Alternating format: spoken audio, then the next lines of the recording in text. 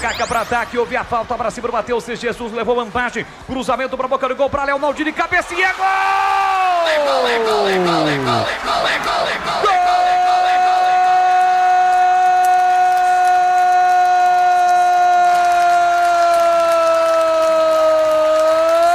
Da Ponte!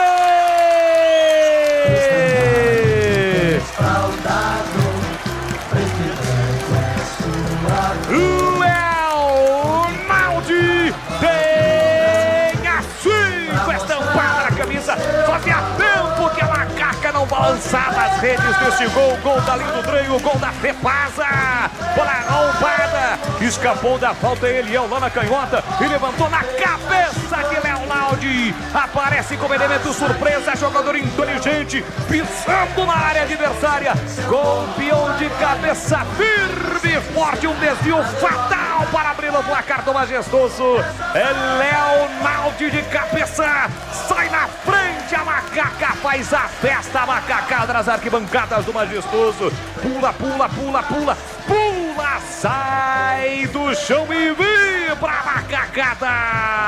É Léo Naldi de cabeça, da marca de 8 minutos de bola rolando o primeiro tempo. Solte o grito, grite comigo, nação ponte-bretana.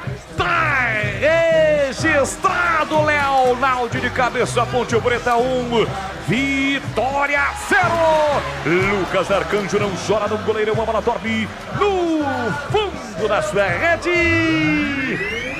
E o detalhe do gol, Vladimir Catarino. Quem disse que não teríamos gol da Ponte Preta no gol da Fepasa? Aconteceu hoje.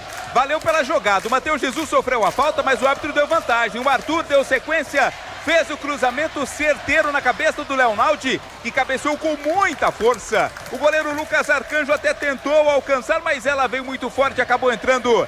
Festa do torcedor pontepretano, Léo Naldi, a macaca está na frente 1-0.